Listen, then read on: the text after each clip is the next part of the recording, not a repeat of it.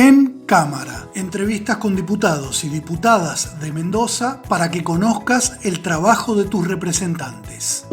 El próximo 1 de mayo se realizará en Mendoza la Asamblea Legislativa. Es la segunda que se realiza en contexto de pandemia de COVID-19. Vamos a hablar con la secretaria legislativa de la Cámara de Diputados, la doctora Carolina Letri, que muy amable está aquí en Cámara, y le vamos a consultar acerca de la Asamblea, de qué se trata, por qué se realiza.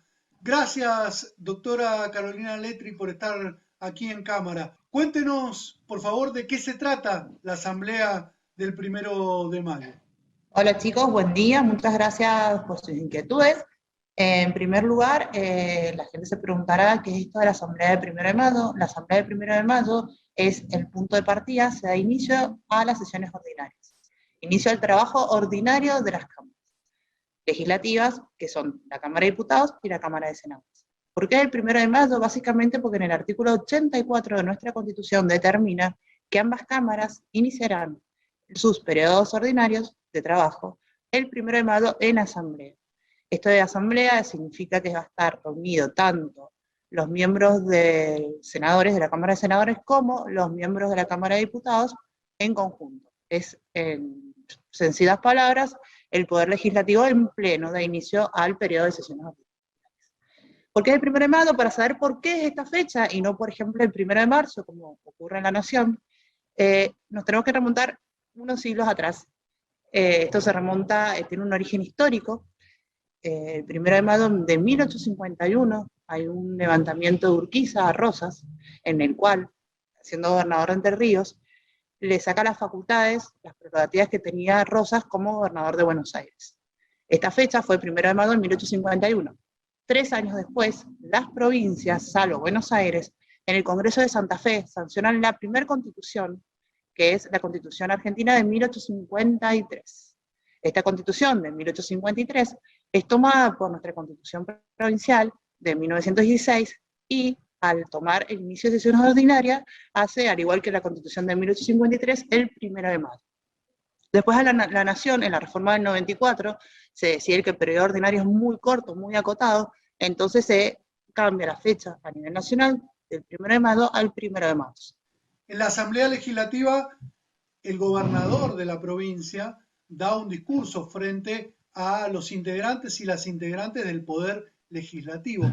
¿Por qué es esto? ¿Por qué se dispone que sea en la Asamblea que da inicio al periodo ordinario? En realidad es una presentación de las metas de gobierno. Generalmente es una rendición de cuentas ante el Poder Legislativo. Nosotros sabemos que tanto el Poder Ejecutivo y el Legislativo es una división de poderes, entonces se aprovecha, inclusive se invita a miembros también del Poder Judicial.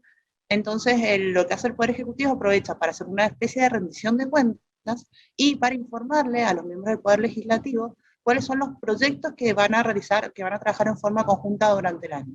Se utiliza tanto como para anunciar cuáles van a ser las metas de trabajo en conjunto, tanto del Poder Ejecutivo como Legislativo, y también se aprovecha en este sentido para hacer una especie de rendición de cuentas del gobernador hacia el Poder Legislativo, y en este caso, ya aprovechando la presencia de miembros del Poder Judicial, también ante el Poder Judicial. Hablamos del periodo ordinario y el periodo extraordinario. El periodo ordinario es el que va a empezar el 1 de mayo con esta asamblea, pero ¿por qué hay 2 periodos? ¿Para qué sirve que la legislatura tenga 2 periodos, ordinario y extraordinario? Bien, primero está bueno aclarar desde cuándo van los periodos. El 1 de mayo empieza el periodo ordinario hasta el 30 de septiembre. La Constitución habla que el 30 de septiembre se podrá prorrogar durante 30 días y después, desde noviembre hasta mayo, está el periodo extraordinario. ¿Qué pasa? Esto también hay que remontarse históricamente hace 100 años atrás. Nosotros vemos que hay representantes de todos los departamentos. Los legisladores generalmente, al ser un periodo ordinario, establece que deben hacerse sesiones de tabla todas las semanas, semanalmente. Entonces, nosotros pensamos las distancias, las grandes distancias y la poca comunicación que existía en ese momento. Generalmente los legisladores se instalaban acá en la ciudad. Lo que hacían los legisladores, trabajaban durante el año en este periodo ordinario, sabiendo que habían sesiones todas las semanas, se instalaban acá en el centro de la ciudad y se aprovechaba el periodo extraordinario, que es de septiembre a mayo, para recorrer, estar en su departamento y realizar los proyectos. Esto tiene consonancia que generalmente en el periodo ordinario solamente pueden presentar los legisladores sus proyectos. Por lo tanto, los legisladores aprovechaban el periodo que va desde octubre hasta mayo para volver a sus departamentos, hacer un trabajo de territorio y poder redactar los proyectos que se trataban en el periodo ordinario. Y el periodo extraordinario habla de la Constitución que solo va a sesionar en caso de emergencia y que solo podrán tratarse, primero se tiene que decidir el periodo extraordinario.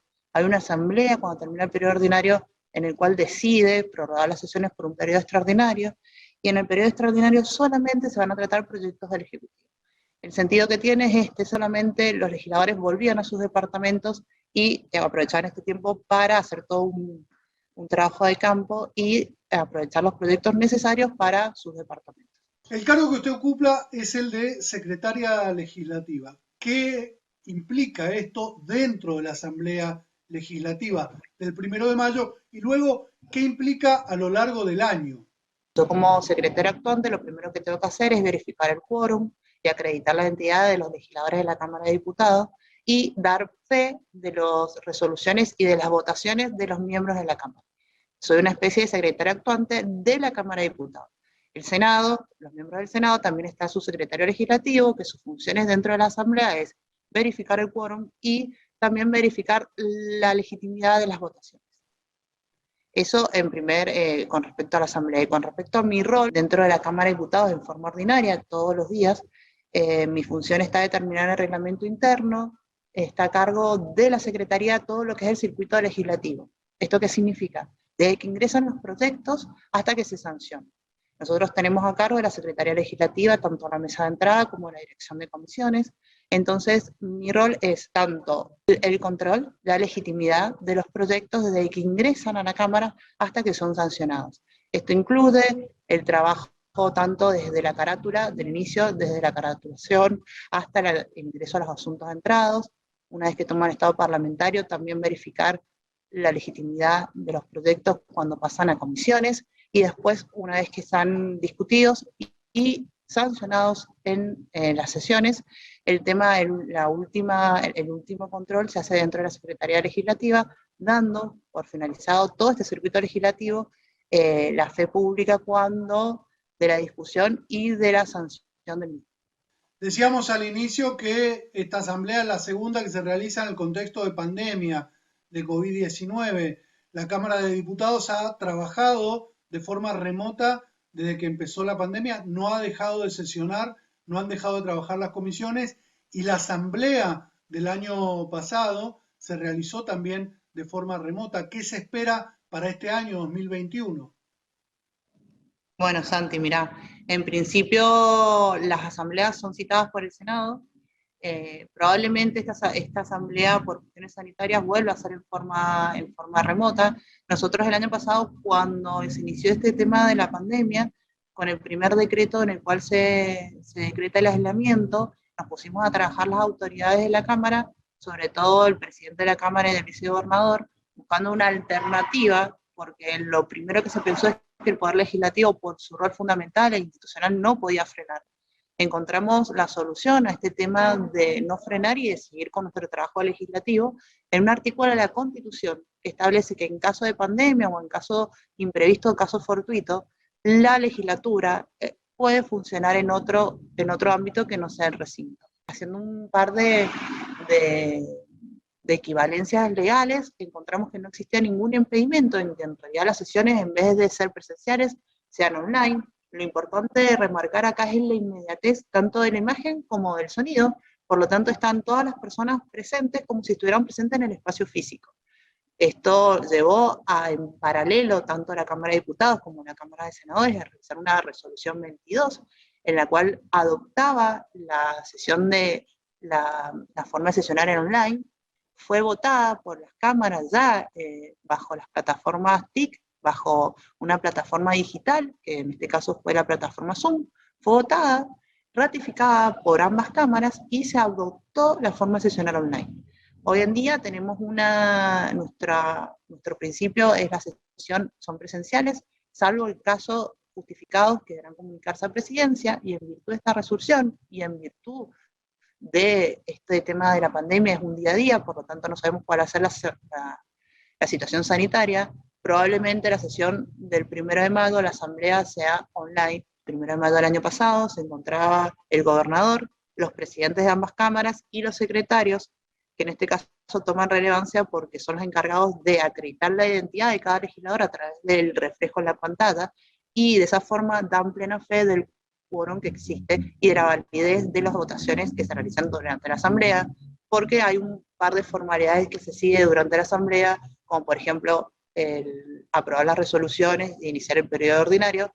Ese es el rol nuestro, tanto del secretario como mío, durante el 1 de mayo. Doctora Carolina Letri, le agradecemos muchísimo esta comunicación para contarnos sobre detalles de la Asamblea del 1 de mayo, detalles además históricos por demás interesantes. Muchísimas gracias por estar aquí en cámara. Gracias a ustedes y bueno, estoy para lo que ustedes necesiten. Muchas gracias.